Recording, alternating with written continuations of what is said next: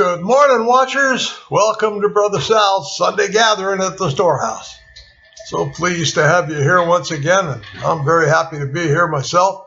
And I want to welcome so many new listeners that we're starting to accumulate over at BroSal and Philadelphian Church. It's really a pleasure to welcome you. I hope that you enjoy our broadcast. And I'd like you to understand something about what authority that we claim with these broadcasts, and is that people who've been watching this come to pass for 35 years as a ministry operating to do just that. Watch what happens in the Middle East to see if Daniel's prophecy was really coming to pass, and this is really the end times. And I'm very fortunate that my son Tony is following it with me all these years and has formed some of his own opinions, which have take even greater analysis of what's going on. And as I get older and older, it's a little getting tougher and tougher for me. And I'm so happy that Tony is with me. He's here with me again today. Welcome, Tony. Thanks, Ted. And the headlines this week are in the Middle East, and of course that's what our focus is on this show, is the Middle East, and how Daniel's prophecy is actually coming to pass over all this time that we've been watching it happen. The headlines this week are, what are they, designed to scare people? Do you think that's what the object is right now in the news? Well, it always is, and we'll get into those, but I wanted to start where I promised one of the new subscribers who had commented on last week's show where we talked about or our assertion that these strings are being pulled on purpose, right? That's what I'm presenting. That's the only rational answer to the world today. And then when you understand the eschatological viewpoint, either from the Christian viewpoint or the Islamic viewpoint, I'm learning, they're both running hand in glove right now with the way they see this world coming about. And I don't mean the mainstream viewpoint. I don't mean what you're going to learn from John Hagee or if you look on Joel Osteen or Francis, whatever his name is, any of these people don't seem to understand Scripture at all. And in fact, as I'm presenting, I think they're actually planted there. They're not planted. This has been funded. This story of believe in Jesus, go to hell has been the narrative for so long that this is what they fund. People who will go kill Muslims for Jesus over there in the Middle East, as we point out. And, Dad was helping me see even a deeper history to how it all got this way, that takes you all the way back to the Assyrian Empire of 785 approximately BC, when they drove what in the Scripture says God took the territory away from the northern tribes. And scattered them. Well, he sent the Assyrians all sorts of prophecies about how he'll divorce them, and that's it. And what's so interesting is how where they get scattered, they'll become known as sons of the living God, if you know your prophecy. And we'll talk about it at another time. But there is this prophecy that they would be scattered from there, have their kingdom taken away. They'll never return. Hosea. And others. Yeah, and in the place that they're scattered, they'll become known as sons of the living God after not having obtained God's mercy, not being the people of God anymore, not God's people. You'll be known as not my people. Isn't that interesting? From being God's people, like we Christians today in the mainstream claim for the state of Israel. I shouldn't say Jews. I'm starting to realize, Dad, that the real issue is, why are we saying Jews aren't God's people? Of course, Jews are God's people. In a sense, we're all God's people, and I've seen an interest. They're chosen people. Well, but again, that all comes down to the people that He chose, yes. Which was Abraham and his seed, and wherever that seed's gone today, seems to be into the whole world. And so I don't want to get too far off track. What I want to point out is the interesting history of the fact that these people, these 10 tribes of Israel that got driven out of the Assyria, they didn't go south. The Jews went south when Babylon came to get them. Mm-hmm. They headed down into Africa, back into Egypt and beyond, into Ethiopia, the scripture says, and history demonstrates. So that's why the Arabs were pointing out when they first had this Balfour Declaration and were bringing the quote unquote Jews back. The historians of the time were saying, wait a minute, we can't accept this repatriation as, the Jews left black and they're coming back white.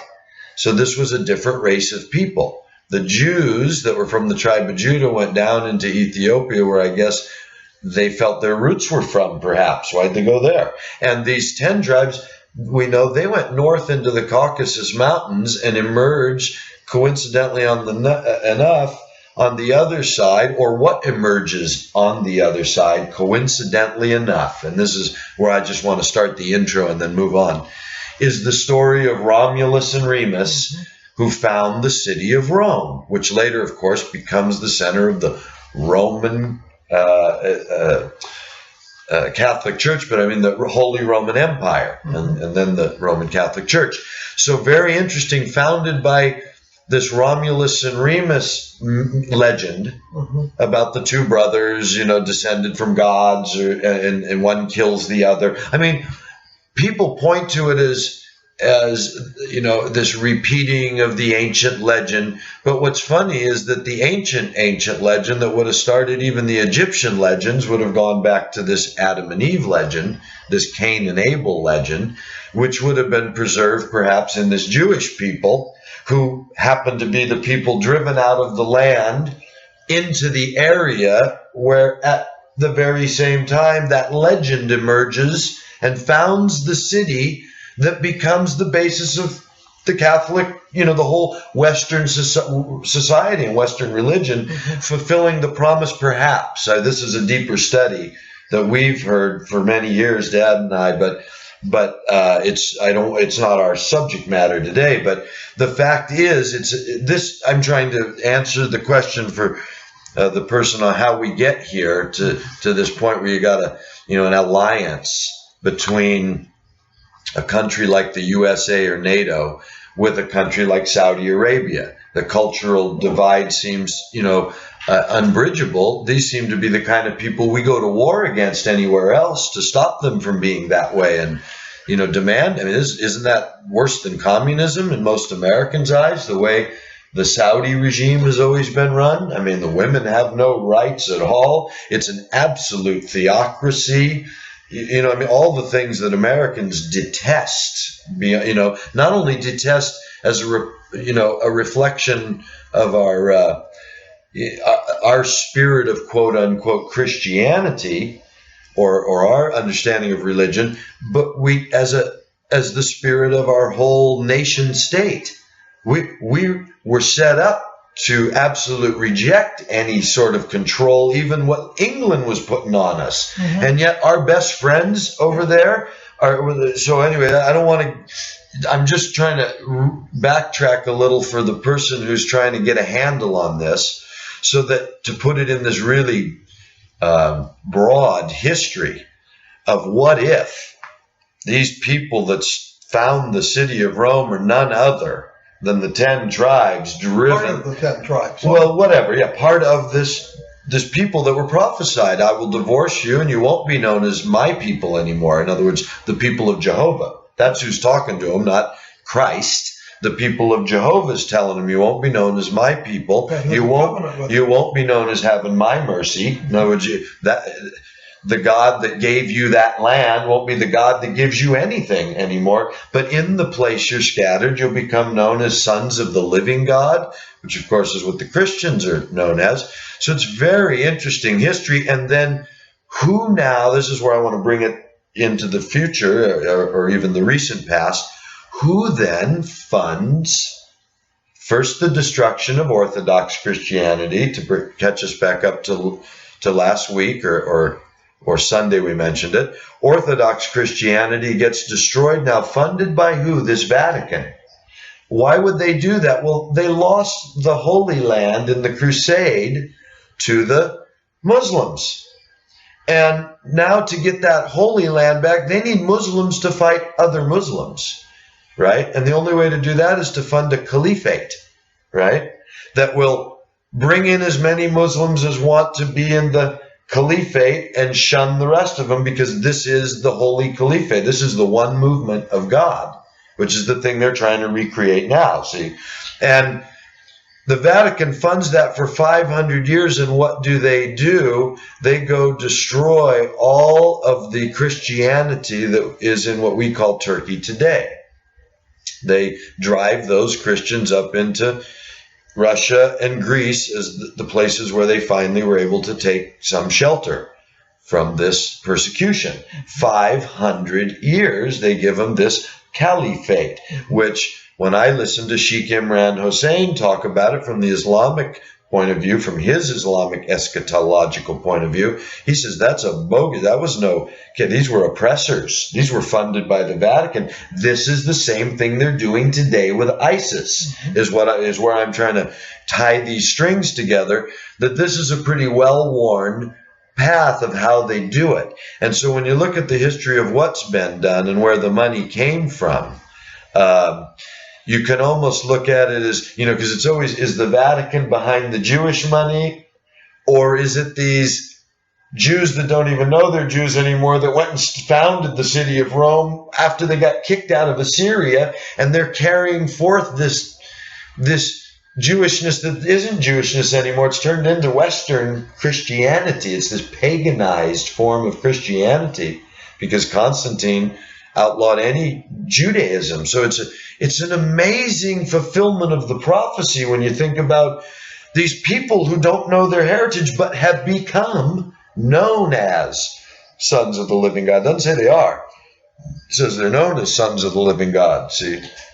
So very interesting history. So you can almost say it's old Jewish money funding the Vatican becoming what it is, funding the new Jewish money to go get that Holy Land in the name of Judaism, which it is not, right? Mm-hmm. It's just a play for that land. It's the crusade. Mm-hmm. We want the land, and it hasn't stopped since they funded this caliphate, so-called, of the Ottoman Empire.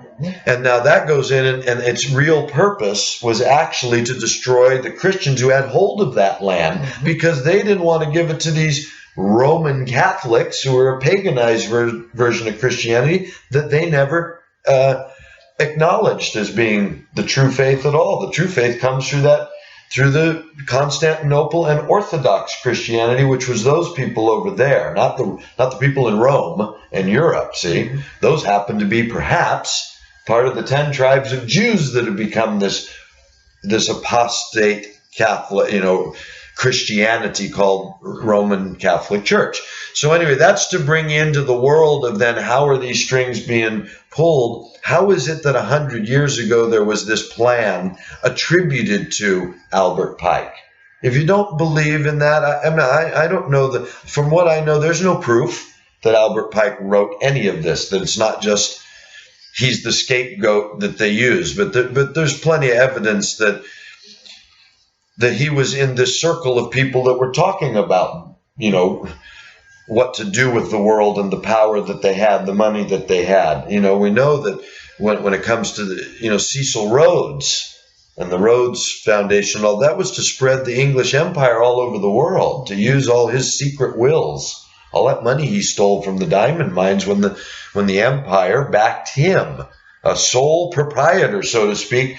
Okay, if you'll go down there to the end of the earth in South Africa where none of us want to go, and you'll colonize those savages for the crown and for Jesus, right? You can have all the spoils, is the way I see it. And Cecil Rhodes winds up with, this fortune, and he leaves it in these secret wills toward the establishment of this secret society to carry out, not devilish acts, to carry out the good of the English Empire. And we see how good it was for the Africans. We see how good it was for the for the people in South and Central America. We see how good it was for everybody, for the Chinese. We see how good it was for the for the Hashemite kingdom and the Ottoman Empire and all this kind of thing. We see how good it was for everybody. But this is the actual history that we can piece together that's reliable beyond all the propagandized, sensationalized version around it. And so for our listener that wanted to get caught up to how could it be that it's like this, well, again, so what's attested in the 20s is that someone reads Albert Pike's writing. Someone reads Albert Pike's letter to some Italian, I forget his name, where Albert Pike outlines how what they need is 3 world wars to accomplish their mission, right? The First World War to set up this Nazi regime, what it later became called, to set up fascism in the world and defeat it. In other words, when you read it, it's like setting up Cold Wars in order to bring about the final battle of those wars to get at a certain point in their plan. It doesn't say kill the Jews, kill the Christians, kill the Muslims, but it says who they're going to use and how they're going to do it. And the Third World War that they've planned, and I'm only bringing this up as a speculation. This is from the 1920s. So this is reported to be something that was written in the late 1800s. So if that's true, it was written before World War I. But even if it's sort of something someone invented in the 20s, written after World War I, it predicted World War II about 20 years before it happened, or 10 years before it started anyway. And it predicted these conditions for World War III, which is what I'm trying to get at, in which they would use the Christian and the atheist to destroy each other and prove both sides erroneous, both teachings, both fallacies erroneous. Now, why would you do that? It says in this writing, which this is the part I think is the wag the dog part of it, to bring out Lucifer's true power and guidance and bring Lucifer out in the open. I say that that's just code for bring the false Messiah, bring on the Messiah and get back that land, fulfilling the word of God that they're claiming these days. God gave us that land. See, because that's not mentioned, and yet when you look at history, the whole point's been this crusade. General Allenby, the British general, when the battle was over with the Ottomans, he said, "Today the crusades have ended." Now this is the general of the British Empire. I mean, is he just talking out of the side of his face? Or does he have some perspective on history? Today, the Crusades have ended. And people, that's 100 years ago that the Crusades ended. So since the Crusades are over, what does that mean? We have control of the Holy Land now. I mean, isn't that what that says? Or does it say, today the Crusades have ended and someday we'll have control? That doesn't make sense. Why did he say today the Crusades have ended? No, I mean, England stayed there until 1948. They've changed, and we then, after the Second World War, getting it passed on, this sort of superpowerness, this imperialism from them, have had our hands in there. And this brings me back into where I started. All the guns go into a country like Saudi Arabia, where they come from. Well, the British Empire, after they claimed today that the Crusades are over, they went and established the Kingdom of Saud in Saudi Arabia to be the holy new Caliph, so not Caliphate, but because they stabbed the Hashemite king in the back who helped them defeat the Ottomans. They had promised him a Caliphate to gather his people, which is what we would call Iraq today, and go against these Ottomans up in Turkey to the north. And if they defeated them, they'd be the Caliphate. They could have all that territory and have their Caliphate. And after it was over, they gave it to them. And as these Hashemites started forming their government, whatever, drawing up their boundaries, 1 week. Look up the history. I'm not making this up. 1 month. Oh, 1 month? 28 days. 4 weeks, 28 days. And they took it back and said, nope, sorry. We forgot about a treaty we made with France. We got to give that territory to France. No, Russia. Russia? He was with Russia. Oh, I'm sorry, because I'm in the First World. I'm confusing my world wars. Right.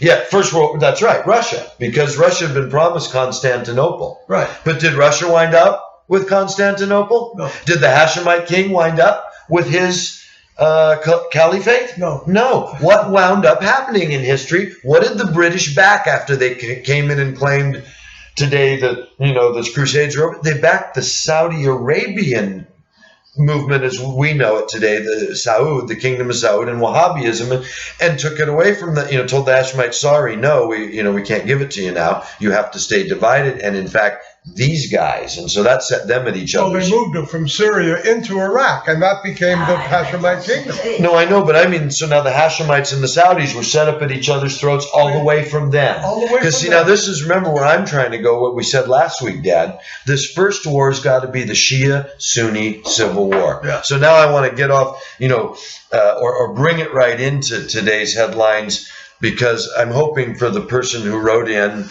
who was nice enough to listen to the Bible study where I had promised to talk about it. So that's why I'm trying to spend a little time. Hey, you write to me. I'll talk about what you want me to talk about the best I can. We're totally accessible. Well, not only that, we're looking to help people understand what we can shed some light on if we can.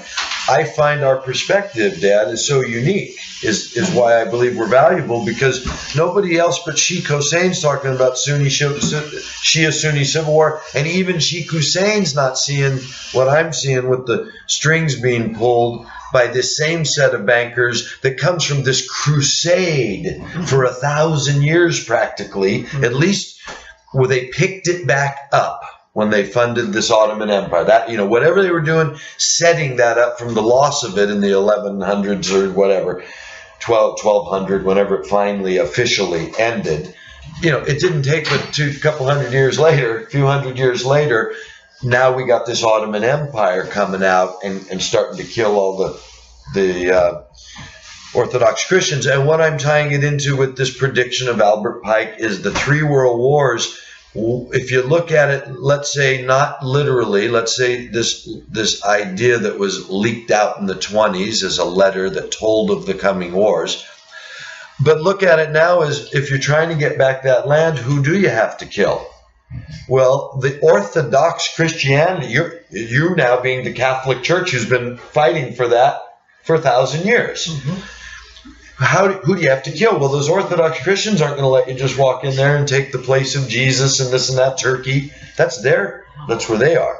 So you have to, and it's all of them since Jesus was here. It's 1,000 years of them. It's 1,500 years of them. So it took 500 years of the Ottoman Empire to finally get it from them in the name of Islam.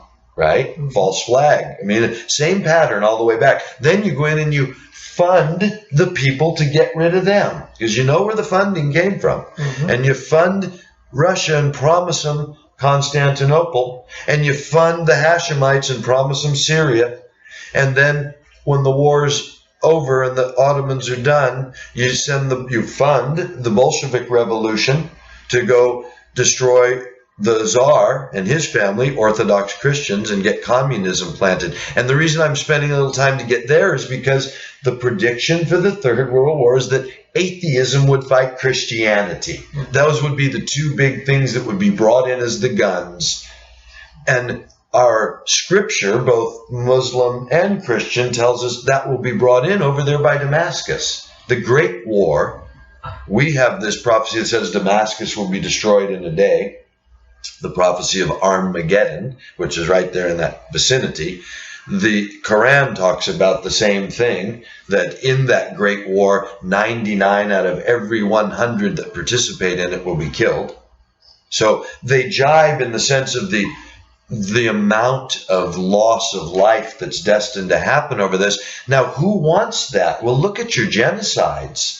Look at your genocides. The Orthodox Christians, the Orthodox Jews, who's left in this plan to take back this crusade, that not to take it back, to get it, which they said was over 100 years. Today, the crusades ended. So what we're seeing is what you do after you win it. This is the re-establishment of you on that land. Mm-hmm. You see what I mean? So they bring it in under this pretext of God's people. And now God's people, what are they waiting for, Dad? They're waiting for a Messiah.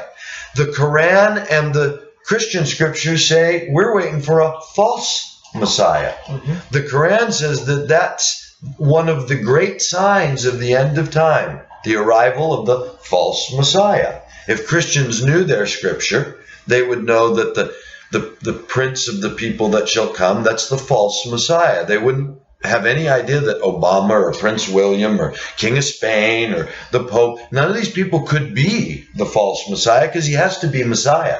He has to be someone the Jews say, look, here's our Messiah. Now, we used to think this was all sort of like everybody's watching for him and they're going to just accidentally call someone the one who seems to fit the role. It's starting to look much more controlled than that now, considering the history I've just described, that perhaps they know exactly who the Messiah needs to be. And what I've learned from Sheikh Hussein is that to believe that this Antichrist, this false Messiah, has been at work since the time of Christ, as the Christian scripture says, and the Quranic scripture confirms, that the spirit of this false Messiah doesn't just show up one day, out of the blue, like the exorcist is born and suddenly, nobody knew the devil was here and here he is. No, the spirit of the false Messiah is already at work, even in Paul's day when he's teaching it. So what's the spirit of false Messiah doing in the world? Where what Sheikh Hussein says, he's setting up the false expression of what God said he's going to do. Of course. He's going to bring, his Messiah is going to set the Jews up in Jerusalem and be a kingdom that rules forever. That's the bottom line. Mm-hmm. That's what the scripture says. No matter how far they go from him, no matter how much he punishes them, no matter what he does with Christians, eventually, their prophets say God will restore that kingdom and their rightful king will reign over them forever. And they will be a blessing to all nations. Well, we know that hasn't happened. So the Jews can claim to be waiting for that. Mm-hmm. And the false Messiah, as Sheikh Hussein, I think, rightfully sees, has to impersonate that, has to be the counterfeit, has to come in and appear to be that happening. See? So how does the false Messiah achieve that? Well, there's got to be a state in Israel to come and be king over, doesn't there? So see, that's what all this crusade has been about all this time. Got to get back on that land, even though God hasn't brought you back. Mm-hmm. You got to get back on that land through war, not through God. You got to get back on that land anyway and how, because you're going to take it back for God. Even if they don't know they're doing it in the spirit of the false Messiah, this is the point. Mm-hmm. They're not doing it in the spirit of the true Messiah, which Christians and Muslims both know is Jesus of Nazareth. That's the true Messiah. Mm-hmm. So the push that they're making for the land and waiting for a Messiah is waiting not for Jesus to be the Messiah, but somebody else. Mm-hmm. So here we are now in a world where if you look at it, is the way I'm trying to present it now, they won the crusade at the end of that destruction of the Ottoman Empire now. Now they got it back. They got the stranglehold, and to keep it, they start the Saudi regime. Now we got the guns and the authority, on the surface narrative going into that region, all the way back from England, from before we even took over the reins. But you can see what we've done since we take over the reins. Say, wait a minute now, come on, Saudi Arabia's going to have to start becoming more moderate. They're going to have to start becoming how many Christians live over there? How many churches are they willing to build? Are they are they acting like a friend of ours? And that's what our friend who made the comment was pointing out. How is it possible? What kind of geopolitics am I looking at here? And that's why I'm trying to spend a little time today to give the context for it all, again, so that when we go over these, these mouthpiece propaganda pieces that you get in everything. I'm starting to see, I can't even find it in the alternative media. There is no truth. It's all propaganda. It's terrible. I don't know how anybody could even know that I'm truth or trying to be truth, because I would suspect everything. I wouldn't trust anything. So I'm giving you ideas to test for yourself. And the idea is that Saudi Arabia was placed there all the way back from the end of the First World War to be this anchor of authority in that region, that they've now won the promised land. The Crusades are over. So it's a matter of administering the promised land. They're already onto the plan of, okay, we got it. Now the army's coming in already into Saudi Arabia, then into Jordan, then into Egypt, right? All the people, Israel, of course, I'm talking about just moving right on through time, establishing Israel, and then all these other regimes around it that become allies of Israel and allies of ours. So all these countries that wind up through what's obviously our influence, and Iran. Let's not forget Iran. We went there first and put that genocidal maniac, the Shah, in place to show those people how we feel about them, or these people who want that, who have just won the crusade. Let's keep it up for me, Dad. Right? They won the crusade. What do they do about it now? Here, let me give you the Shah in Iran. Let me give you the Hashemite king over here in Jordan and start supplying him. The kingdom of Saud, well, they're our best friends since England. They are the anchor of where the weapons are over there, right? So now, let me give you Saddam Hussein in Iraq. Let me give you Mubarak in Egypt.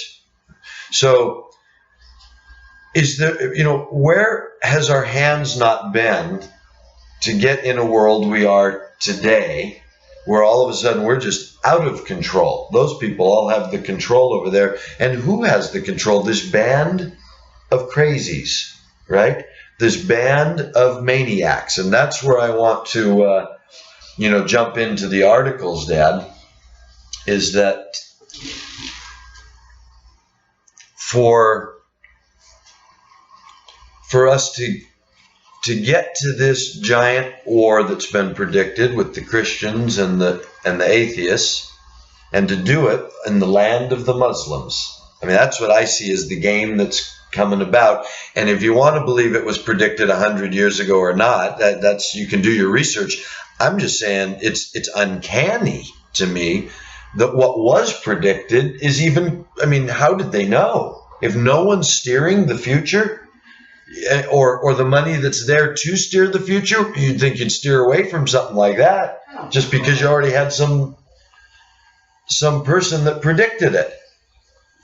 So anyway, I find it a little bit too coincidental that you have a prediction of a atheist Christian war in the end is the big war, and you have a Bolshevik revolution quite clearly funded as like a false flag. A cultural revolution that was planned and carried out like a military operation. Mm-hmm. Same thing in China, right? And now that these are the nations being used all through history to be the, good guy, bad guy, mm-hmm. right?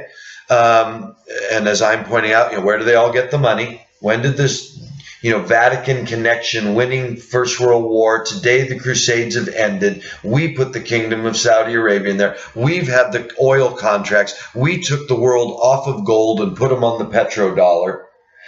When I say we, I mean the same group of Western authority, figures, whoever these human beings are that control that mechanism. They're the ones that have managed to bring the world to what it is. And I'm wondering, when did their money ever get usurped by someone else's money? So no, it couldn't have, right, Dad? So now, how do we get into today and to this Shia-Sunni civil war? As I was pointing out, once you get there, now you got Russia to fund the Shias somehow with weapons, and NATO to fund the Sunnis. But which Sunnis? Right? Which Sunnis we going to fund? this caliphate claiming itself a caliphate, this ISIS, right?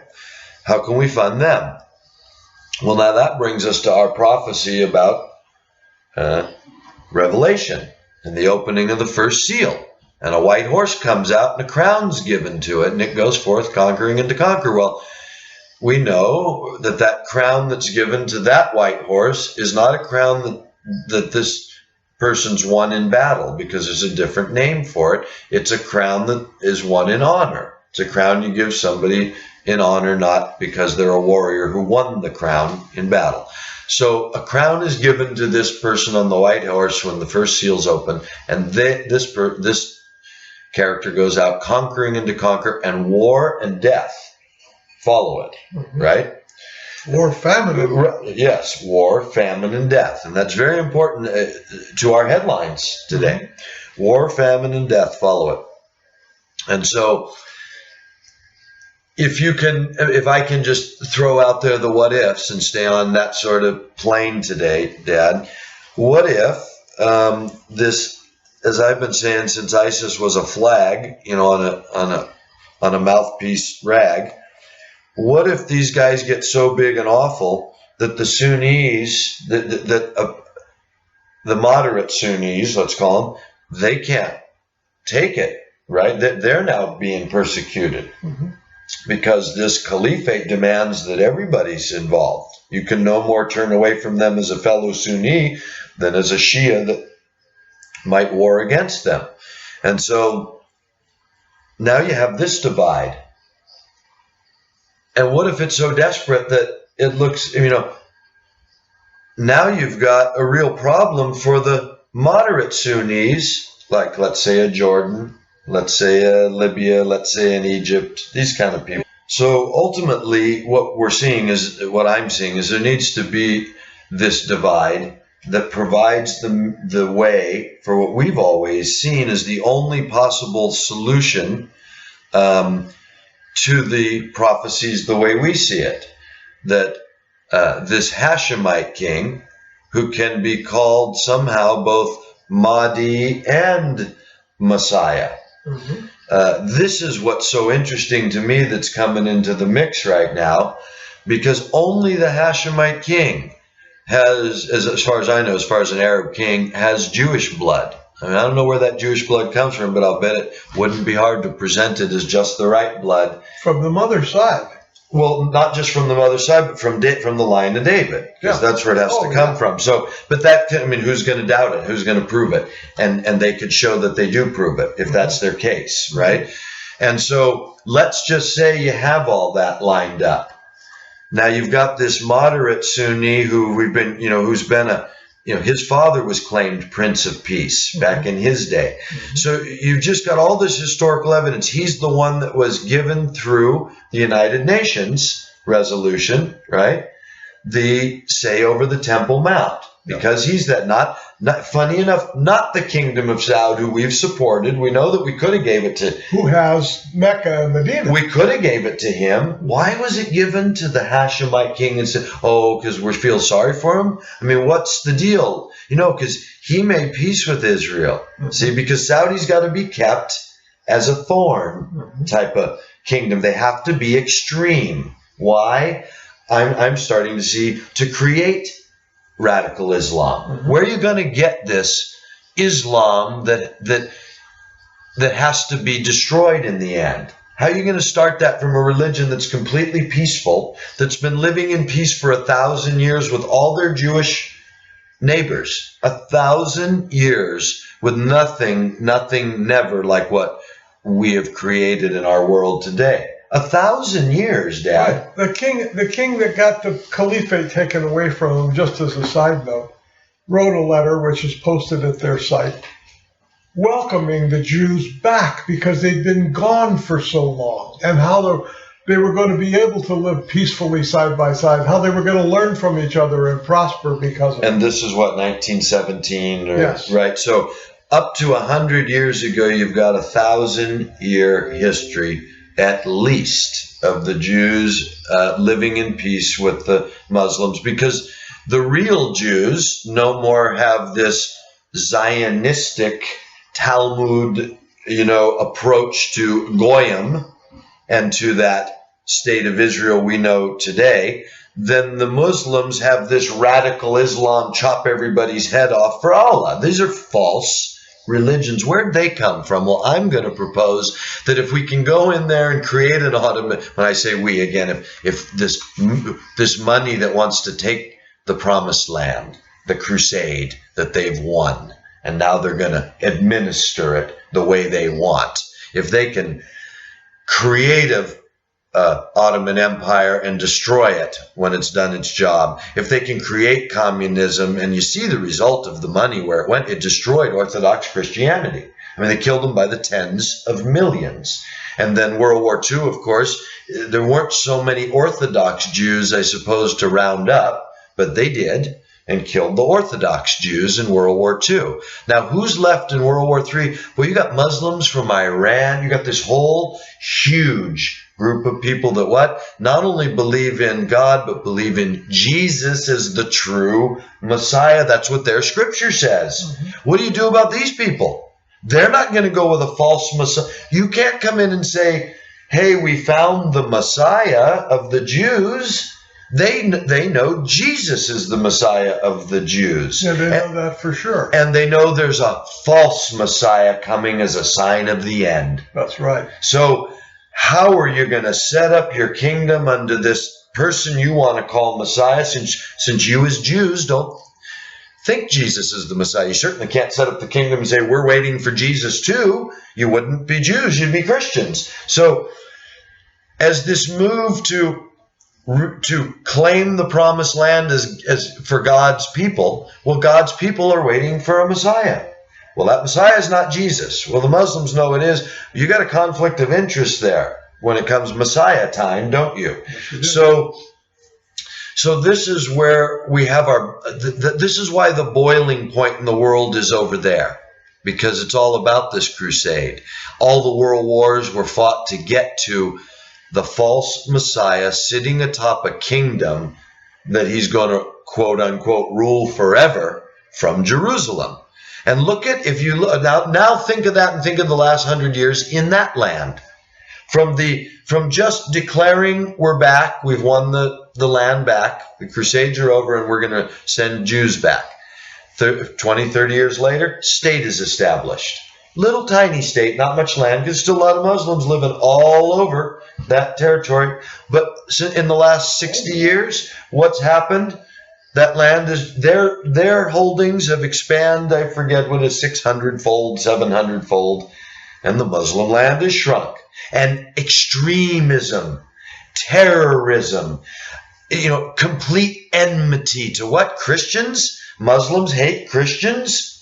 Why do they hate Christians? Right? They're the only other people that know Jesus is the Messiah. Well, they hate Christians because of what happened with the Ottoman Empire, where that divide between Muslim and Christian, that's one of the things Sheikh Imran Hussein teaches, that is the other benefit of the Ottoman Empire, maybe even one of the primary goals of it, the Muslim-Christian divide that could never be repaired because of what the Muslims did to the Christians, being paid by these Catholics to go do to those Orthodox Christians. That's never been forgotten, right? In history, all the way up to Kosovo is what the Sheikh Imran Hussein talks about, which is why the wounds are so fresh. They've been just like the communists killing the Christians and this whole atheism. That's very fresh in the minds of the world. It just happened. Nazism and the Holocaust. This isn't ancient history. This is recent history that people still have bitterness over. Well, Sheikh Imran Hussein points out the bitterness that was purposely created between Orthodox Christianity and Islam that never used to exist before that. See, and that's what fuels the hatred that continues through radical Islam today, through the propagandized versions of these religions, being, oh, this is Islam, they want to conquer the world. And this is how you know, as a long intro to some brief talk about the headlines this week, is that this is how you know how false these headlines are, because they have no insight into any of this history and what it really means, and the fact that Islam that's not even the true representation of Islam, right? Through Sheikh Imran Hossein's not some lunatic.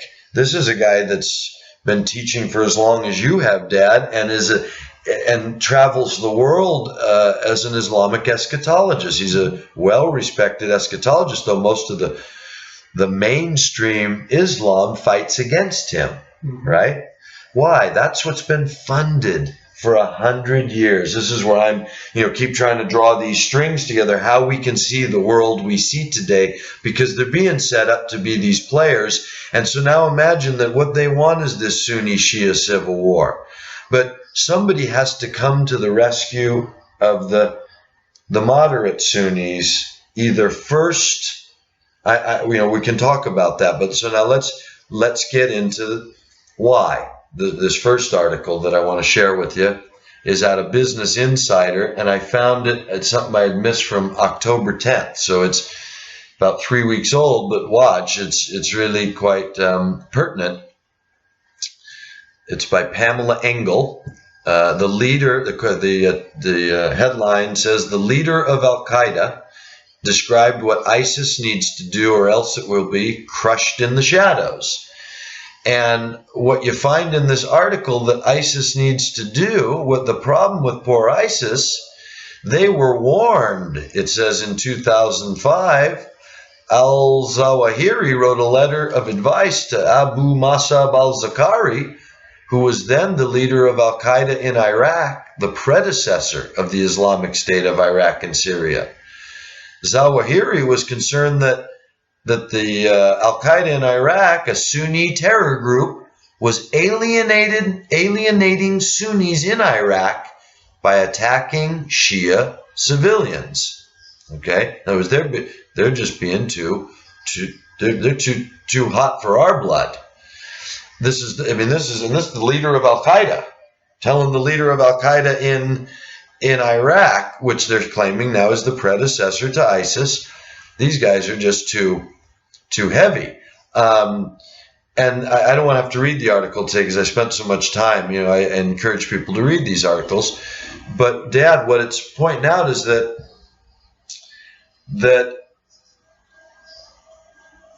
I want to get the quote here at the end.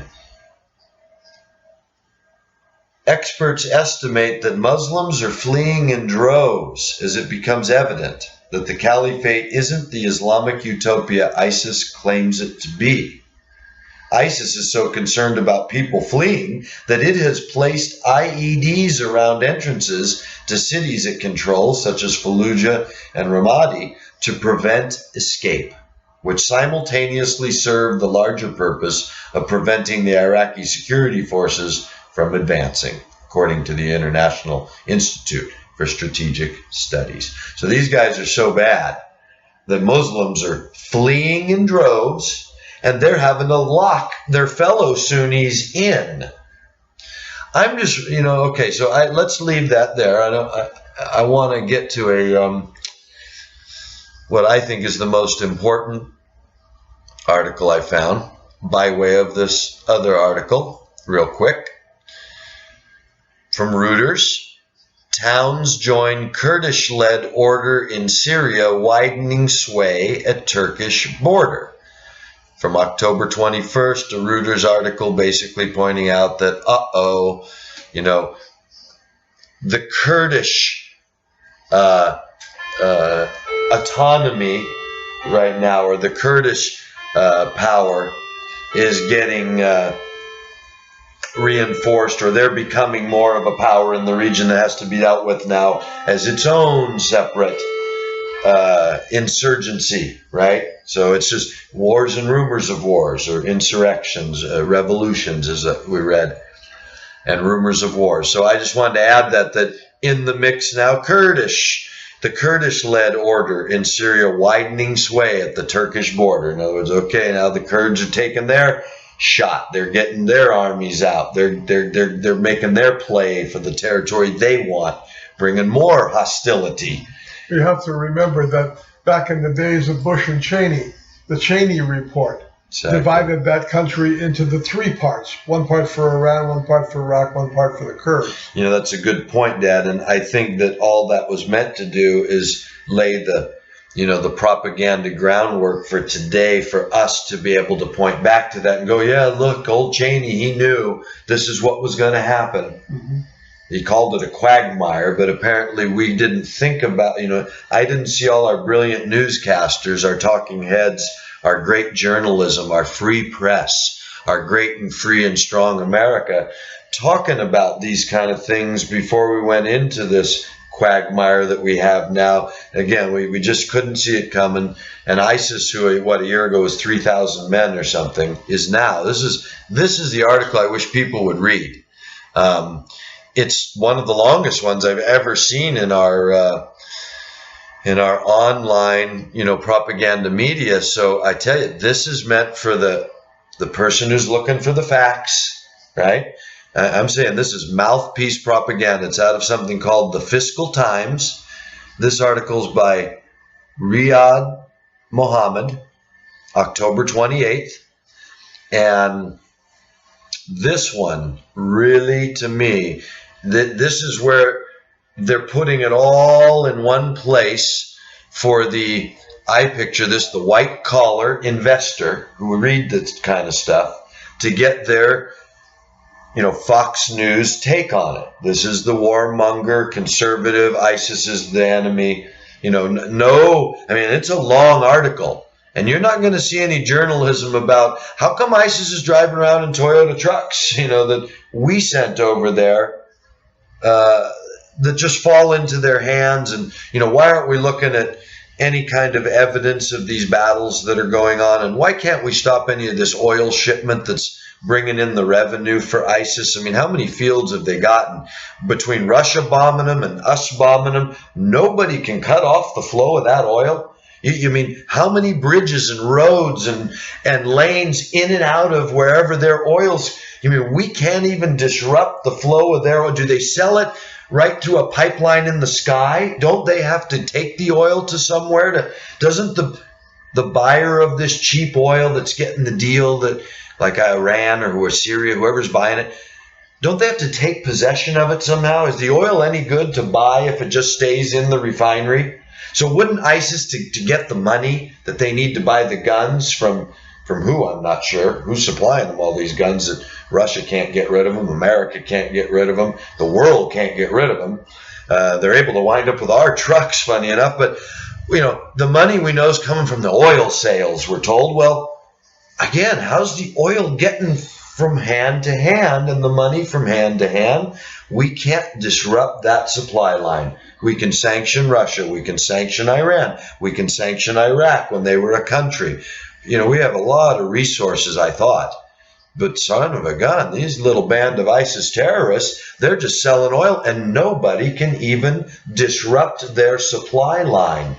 Okay, so that's just a caveat, because I really want people to think about this article. And if you can go check this out. The Fiscal Times by Riyad Mohammed, October 28th. Title of the article, Culture Clash, How ISIS Could Send Europe Over the Edge. And I think that what I'm presenting, Dad, is that this is the white-collar explanation right now of what Cheney was giving us 20 years ago with the picture of the quagmire and how awful it was going to be. This is the picture now, the official story of where we're going and why. And so, again, I can't read it all today. I had almost thought it would be fun to pick this whole article apart, but I'll let people do that in the light of the sort of, perspective I'm trying to show, which I think is more important than me reading the article for you. You can pick the article apart if you will consider the sort of foundation I'm laying for why and how possibly this is going on. It can't be going on the way they tell us it's going on. Okay, so this is broken into all these sections where they're explaining these subtopics. Okay, so the headline of it, Culture Clash, how ISIS could send Europe over the edge. Fiscal Times, October 28. First section, Afghanistan. The resurgence of the Taliban and the growth of ISIS.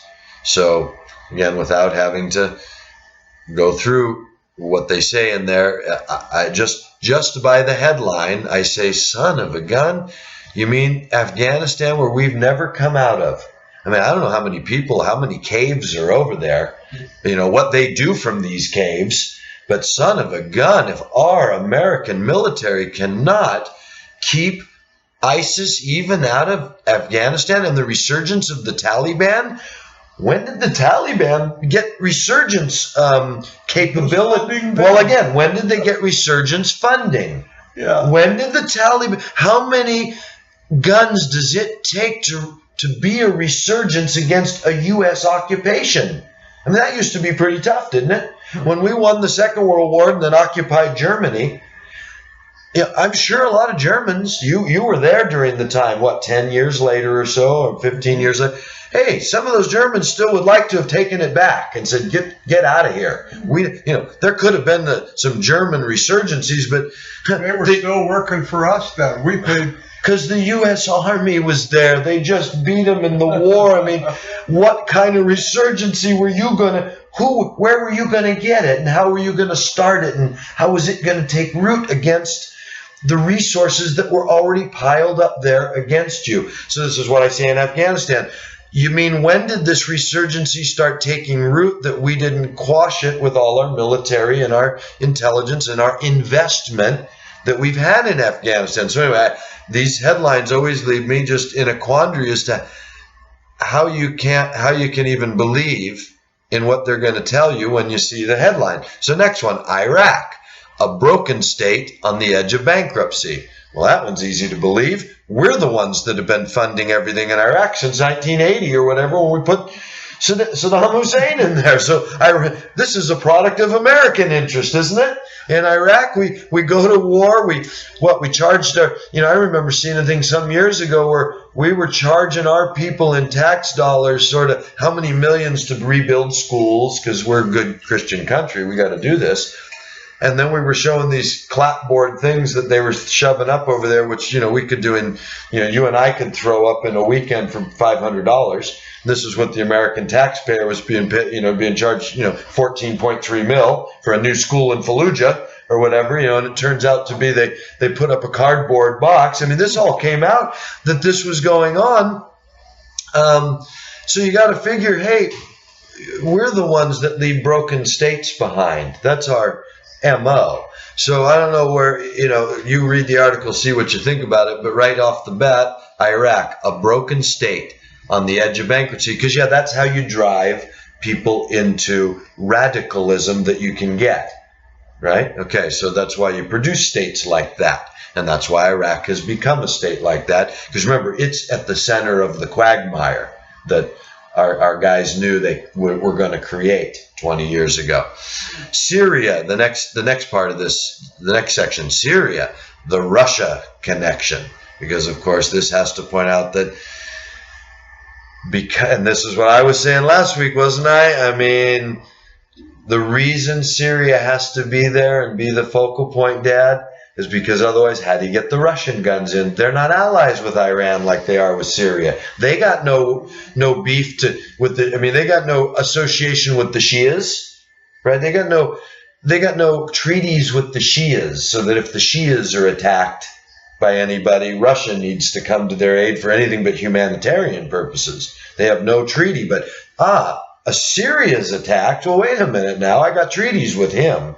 I got bases in his country. That's why Syria is the country this has to revolve around, because it's the one that brings the Russian guns in that they've been funding, for the last, 100 years, setting it up.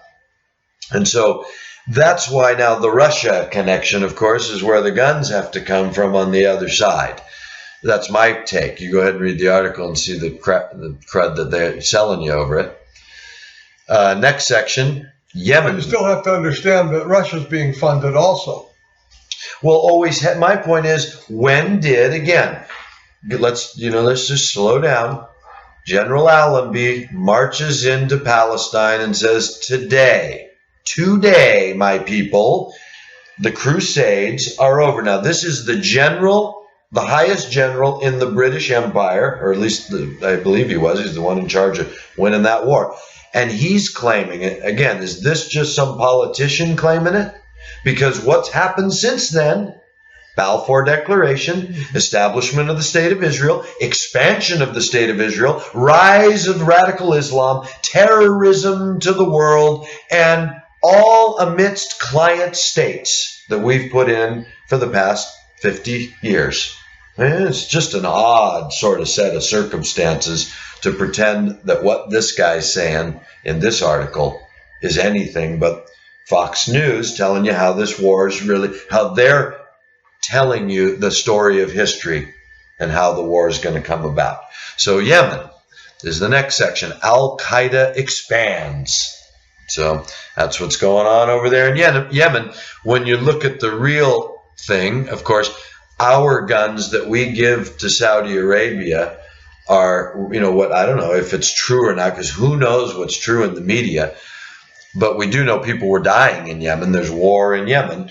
They're accusing Saudi Arabia of using these cluster bombs, these horrible bombs. Do Saudi Arabia make those kind of horrible bombs, Dad? I forget. When you go to those big gun shows, is Saudi Arabia selling the cluster bombs, or are we selling them to them?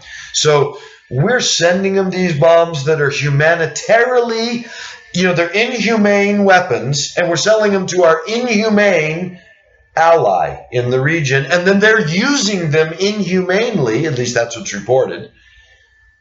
And we don't have anything to say as a country. Assad is killing his people with chlorine gas, and you can't have that. But Saudi Arabia can bomb these poor Houthi people in Yemen inhumanely. And we don't have to do anything about that. We don't even have to bring up, hey, wait a minute, Saudi, if you want to keep getting guns from us, you can't. We've already demonized those people, so demons can be killed. Well, yeah, no, I think it's deeper than that, the Dead. You're right on the level of the sickos. That's the perspective. Mm-hmm. But in the real world narrative, again, what are they presenting? Al-Qaeda No, we're fighting the expansion of Al-Qaeda, which is now threatening Saudi Arabia. See, we're protecting our interests. See, so I'm just saying this is the difference between what you're going to see in this article, and I haven't even read the whole thing. I'm shooting from the hip here because I don't have time today. I'm shooting from the hip on these headlines because I've been reading all these other articles today. And when I came to this one, and I saw the headlines and started reading a little, intro into each of these. And I thought, oh my goodness, here we go. Right?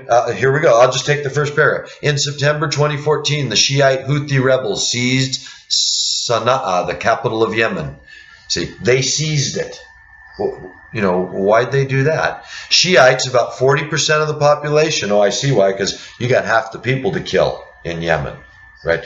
Sounds like another great spot for a civil war if you're going to have a Sunni Shia civil war, doesn't it? 40%, 60%? Ooh, depends on. And if you're giving both sides the guns, ouch, right? Okay, so in September 2014, the Shiite Houthi rebels seized Sana'a, the capital of Yemen. Shiites, about 40% of the population, lived with Yemen's Sunnis with little sectarian strife for centuries. But the weak Yemeni government encouraged the Houthis' lust for power. Son of a gun, isn't that? After centuries, the weak Yemeni government encouraged the Houthis' lust for power. In January, the Houthis took control of the government offices. So they only did it because the Yemeni government was weak. In what way? I mean, where's the journalism? In what way was the Yemeni government was weak that the Houthis thought after centuries it's time to kill these people? So, of course, we know this is all false flag. The Houthis were provoked because they're being genocidally slaughtered. That's what it comes down to. And Saudi Arabia is using our inhumane weapons to do it. So anyway, that's my take on the Yemen section. Egypt. ISIS exploits the Muslim Brotherhood's agony. Now this, I find, fits into our ongoing growth, Dad, because many years ago, when we saw this Arab Spring, we said, oops, this is, now they're going to let the Muslim Brotherhood out as what would be ISIS of today for the good king to fight against. They were going to be the bad Sunnis, we thought. Now I see, no, Dad, they're the good Sunnis that are going to help bring the orthodox, so quote unquote, the moderates, actually, or the what are looking like moderates now that you have ISIS, right? What does it say? Again, I haven't read it all, but Egypt, ISIS exploits the Muslim Brotherhood's agony. Well, what is that? They tried to get control of Egypt, but we kept them down. Why? Because we want ISIS in there. So now what does that do? Divides Egypt so that some can go with ISIS and some can go with who? Well, they're going to go with Russia and the Shias. That's where this little horn, this Messiah comes in, the moderate Sunni that's given the crown. You're the rightful king, not this crazy ISIS caliph who's claiming to be the rightful Hashemite ruler. You're the rightful one. Well, because he has the lineage. He comes down. Well, they both do. Line. They both do. That's the point. They both do. The guy running ISIS right now also has the right lineage. That's the beauty of it. That's why I love the way it's represented in Revelation. It's the king given to the righteous and the crown given to the righteous. In other words, that's the way the Quran interprets it. The white horses and peace. It's a righteous ruler given this crown, not winning it in battle, but following this righteous king is not peace. It's war and famine and death. See? As he goes out conquering and to conquer. In other words, he's saving the Jews. See, here's how I see that in Revelation's point of view. He looks righteous. Yeah. And he's given the crown for his righteous look, but the righteousness is shown to be a lie or a cover in the fact that he goes forth. In other words, it's all in the wordage and the symbolism. He goes forth conquering and to conquer. This crown of honor is given to this white horse king, but he goes forth conquering, not bringing peace, not putting down oppression, conquering and to conquer, because he's after that. Remember, he's the caliph. He's after Iraq, Syria. That's his land. He goes forth conquering and to conquer, and death and famine follow with him. So not peace. He looks white coming out and is given a crown, but what follows him is death and famine, right? And war. So that's if we're going to be, equating this to a Bible study instead of just trying to interpret geopolitics, then you got to figure that's what we're talking about here. This is being set up for all this death. Okay, so now ISIS exploits the Muslim Brotherhood's agony. So that just shows me Egypt being divided, the Sunnis. And we know that Egypt comes against him. Libya, ISIS expands. That's right, Dad. Well, that's the whole thing I'm pointing out. That here's the article showing us why. The divide that this beautiful Arab Spring brought into being.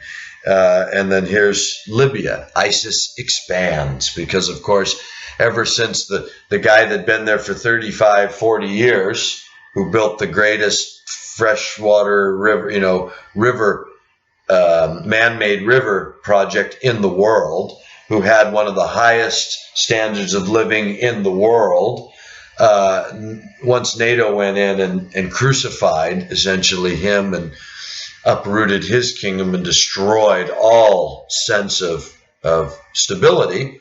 Oh, well, now ISIS, funny enough, is expanding over there. Will this article talk about the absurdity then of us getting rid of whatever stability stood in the way of ISIS? No, because of course we did that on purpose. So Libya, ISIS expands, right? These are just the headlines, and then follows is all their little trash garbage that tells you about it. And then the refugee crisis in the Middle East, which I don't want to go over again because I find it all to be bull. We'll get to the point of it in the conclusion. But here they explain more of these numbers that don't seem to add up to me. We're always told about millions of people fleeing, but thousands of people crossing borders, and how those thousands of people, even 800,000 in a population of Germany with 80 million, I'm still wondering how that's going to change the culture into a Muslim culture. But anyway, that's, of course, the fear. And worse, what we're going to see in the conclusion. And then, of course, since this is one of these, it looks like a Business Insider type thing, we've got beautiful maps. Again, the Islamic State's expanding reach. Remember, we went over that last week. So they're reinforcing that for the white collar. Look at where these guys are. Afghanistan, Saudi Arabia, Yemen, Iraq, Egypt, Libya, Tunisia. They're all across the world, and that's not even Europe. This is just their expanding reach, and where they've got. And the little Hashemite king from Little Jordan. That's right. Go out and take them on. The little horn king. Well, I think it's not necessarily that, because he's going to take them on with NATO weapons. And as I've told you, I believe that he has to do something to stand in the way of ISIS in Israel. Mm-hmm. That's what makes him the Messiah. That's right. That's what gives him this crown that sends him forth conquering and to conquer. That crown could be nothing less than the Messiahship, I think. Messiah or Mahdi. What other crown are we talking about? The Caliph. Somebody's got to make him the Caliph, and he's got to go forth conquering and to conquer. But before that, for the Jews to make him Messiah, or in the process of all this, I believe, and I've been saying now for a long time, if you want to check our track record, from the time ISIS was nothing, I could see it in the news and all this crap I'm reading, showing you today. They were to grow and get more awful and get more threatening, and nothing we could do about it. And they have to grow until Israel is threatened. I've been saying that, and now it's obvious to me. And what's obvious to me is this little horn has to be the one that jumps in the way with his military. He's going to stop something, at least we're going to be told that they were going to blow up something in Jerusalem or whatever, that he's going to commit his military to get in the way on behalf of Israel, maybe up there in the Golan Heights, I don't know. But that suddenly puts him in this position. Look at that. The Jordanians, not just him, whoever committed to this mission or whatever, they knew they were going to save Israelites, and they did. That's all it takes in the media. So anyway, I see that coming, Dad. Now, a demographic earthquake. This is all part of the scare. In fact, they spend a lot of time in this article, from the refugee crisis in the Middle East, a demographic earthquake. So again, I've been saying this for weeks and months, maybe. Beware, Europe and all you countries. I mean, they're telling you there's going to be this earthquake. They're telling you what's got to happen right now. Just like, and I'm not saying tomorrow. I mean, look, Cheney told us it was going to be a quagmire 20 years ago, but hey, here we are.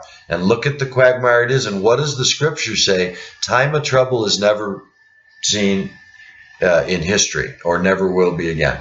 And another headline within this article, the growing refugee crisis in Europe.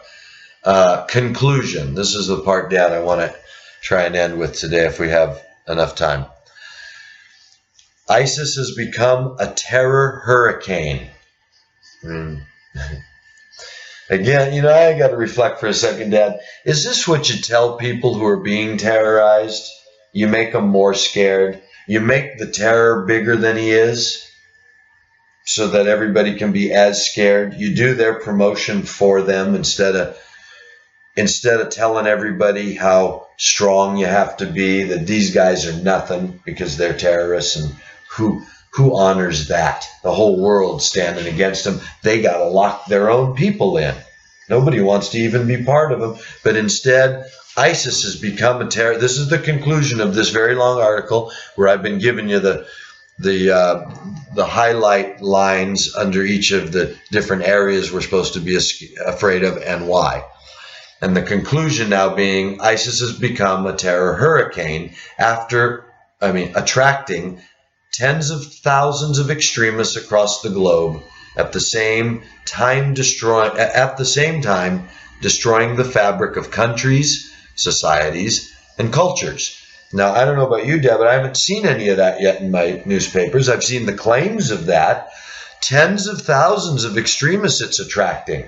The other article in this article, or the first one we started with, where the leader of Al-Qaeda said, "Hey, man, if you're going to be that extreme, you're turning Muslims away in the droves." We read.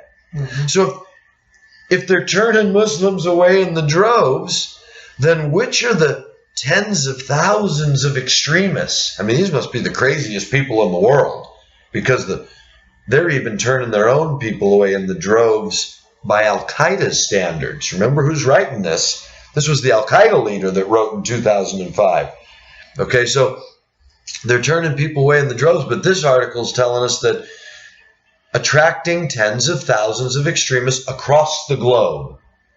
You mean like in Australia and in Britain and tens of where are they? How many? Where's the facts? Where's the journalism? Show me that, wow, over here in Spain, 1,500 people, marched to join ISIS. I want, send us. We're going. We're proud of it. We want to join them. And then show me the duplication of that across the globe. Oh, and the way it's destroying the fabric of countries. Mm-hmm. Okay, yeah, Iraq, which we destroyed, Libya, which we destroyed, Egypt, which we destroyed. Yes, it's destroying the fabric of those countries, no doubt about it. Societies and cultures. Well, wait a minute. Which cultures? You mean the people over there right now begging for us to stop it? Or across the globe? I don't know. It all seems a little misleading to me. They might be drawing tens of thousands of extremists from this small group of extremist radical Islamic areas that have been funded by Wahhabism for 100 years. But where are they across the globe? I don't know, Dad, and I haven't seen much actual journalism to substantiate that. It has emerged as the most dangerous hub of intolerance and hate since the Nazis. And as I told you earlier when we were talking, that's absolutely true, because that's the goal. That's exactly what it has emerged as. Remember, this is what they're telling you white-collar conservatives out there. Here's the world you've got right now. New data has shown that the U.S.-led campaign has failed to weaken ISIS, let alone crush it. I go over, I guess, too often, Dad, so I'll leave it alone. The fact that, in a year, the U.S.-led campaign has failed to crush something that a year ago, I think we read, had about 3,000 members. As many as 30,000 foreign fighters joined the group, according to the CIA, which, of course, isn't, a truth. They're the ones recruiting them. Well, no. But there's a great source to quote without any sort of verification. Well, if the CIA says it, of course, everybody knows they're the fountain of truth. So the CIA tells us as many as 30,000 foreign fighters joined the group. ISIS is taking in, this is the part I love, ISIS is taking in about $50 million a month by selling oil. Which, again, no journalism. In fact, it's coming out of these refineries. Here's what our strategists say we need to do to slow it down, because they've got to truck it past this place. But no, I guess they don't have to truck oil like we do. It doesn't have to go through pipelines to the buyer, I guess. They took over a refinery. That's it. They're in the oil business. All the way through now to the sales end, the collection end. Money's going somewhere. That money's going, I guess, to an arms manufacturer somewhere, and they're buying guns. But journalistically, we're not tracing any of that. I'm just assuming, since they're selling $50 million a month. What are they doing with it? Buying gold? What are they doing with the $50 million a month? And how are, what banks are they paying cash for the weapons? Anyway, kind of crazy. and has launched more than 1,000 attacks between June 1st and September 30th, killing about 3,000 people around the world, according to the HIS Jane's Terrorism and Insurgency Center. This is a 40% increase from the previous 3 months. Finally, a report from a House task force on Homeland Security said that ISIS has inspired or directed 60 terror plots in the West, including in the U.S., according to a report by the House Committee on Homeland Security. There's your warning. Well, not only that, Dad. Well, they've directed or inspired, but I guess there's no journalism pointing out, here's the top 10. Here's some of the facts about the top 10, because it's within our national security. It would be bad for us if the terrorists knew that, look, we know how you work. I mean, why wouldn't it be good for us who's being terrorized to know a little information? Since they've inspired or directed 60 terrorist plots in the West, which ones are those? What are the circumstances around that? What can we do to help ourselves, against such a thing? No, just stating these. We really need that information, because these people have everything sneak up on them. They don't know nothing in advance. Well, anyways, all these facts as if they're facts. I know. And what purpose could it be, Dad, but to scare us and prepare us for what they have coming? So again, we're almost at the end here. The resurgence of ISIS and the Taliban in Afghanistan. And now they're gonna recap for you. So listen now. This is the end. The resurgence of ISIS and the Taliban in Afghanistan. So we got a resurgence of both ISIS. I didn't know ISIS was even. When did they even start? They have a resurgence already in Afghanistan and the Taliban. And I thought our military has been there 15 years. Anyway, I'll read through now. The resurgence of ISIS and the Taliban in Afghanistan, the bankruptcy of the Iraqi government, the Russian direct military involvement in Syria, the rise of Al-Qaeda amidst the continuous war in Yemen, the continuous war, which remember they told us started as centuries of peace, centuries of living with each other, no problem. But now I don't know when the continuous war start. But now we got continuous war in Yemen, the exploitation and ongoing suppression of the Muslim Brotherhood by ISIS in Egypt, and the expansion of ISIS amid the Libyan civil war are all parts of a host, a lost Arab Spring in the Middle East. These are all, and get it, Dad? I mean, I love this because we called this back then, and they're still your New York Times, your mouthpiece, all part of a lost Arab Spring. Boy, they tried. They had the chance. But instead of democracy, darn it, these radical people got hold. Let's not trace how that all really happened to anybody. So anyway, we're almost there. This may be the darkest part of President Obama's foreign affairs record.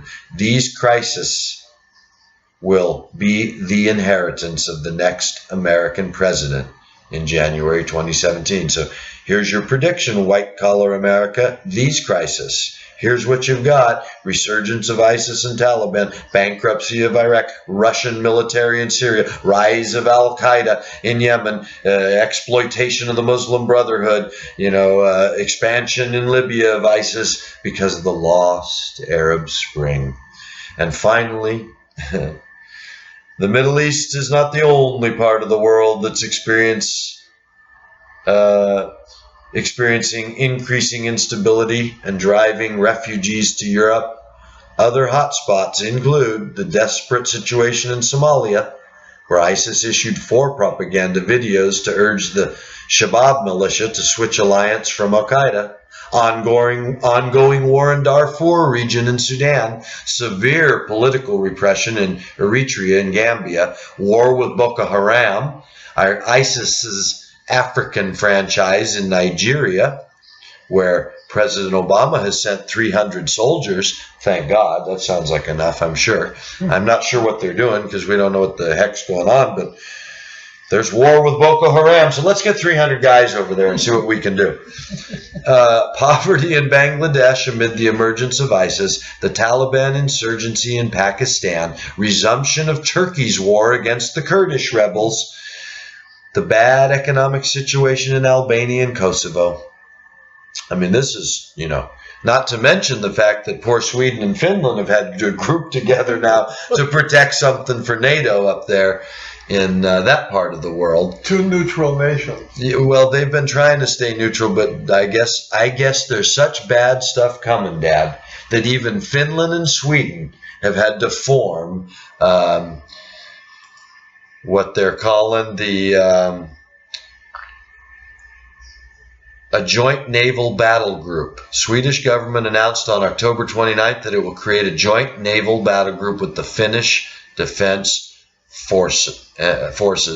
And they stated in that article that they didn't want to do it. They're trying to remain neutral, but got to go with NATO. NATO needs us, and they've tried to resist NATO, but apparently they're working for NATO on this one. So Sweden and Finland are in, include them in on this list of things not going perfectly well. So now the last couple of lines of our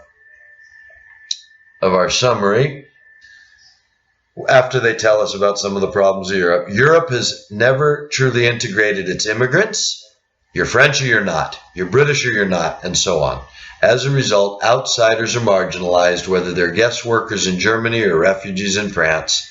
This new group immigrants could tip the balance on multiple levels: for jobs, for social welfare resources, for housing and food, and ultimately for safety. If that happens, meaning this balance being tipped on multiple levels, if that happens, what is now just a small tear in the social fabric could rip Europe apart. So there you go, Dad. I feel like this is what they're telling us is coming.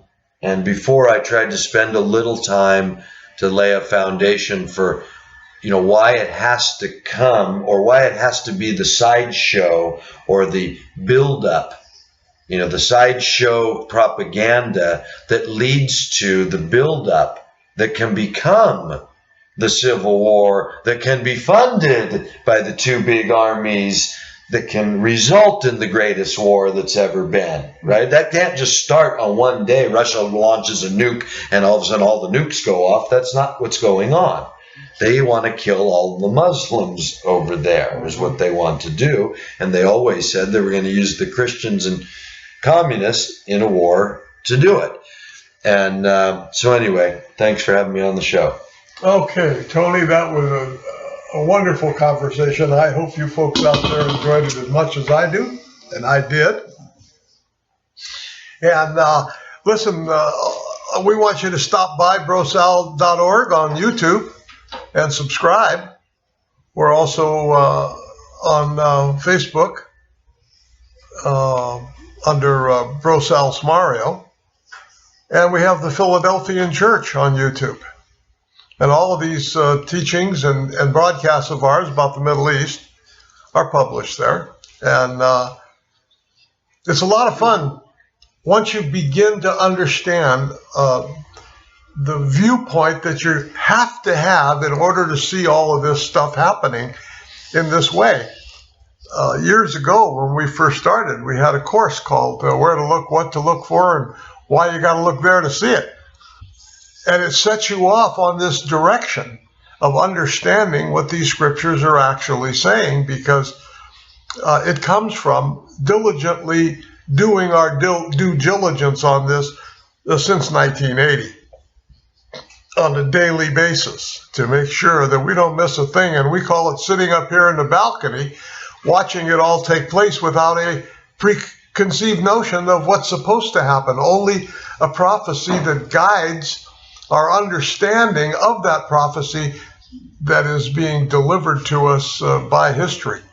And it's a fascinating way to look at it, and we hope you are enjoying it. And join us and spread us around to your friends. And the last thing is this ministry and this information and this valuable work comes to you, all free of charge. But if you want to contribute to us and keep this coming, no problem with that at all. Each of our pages has a donation button on it, and it's all tax-free if you are interested in that kind of thing. And so until we see you again next week, we want you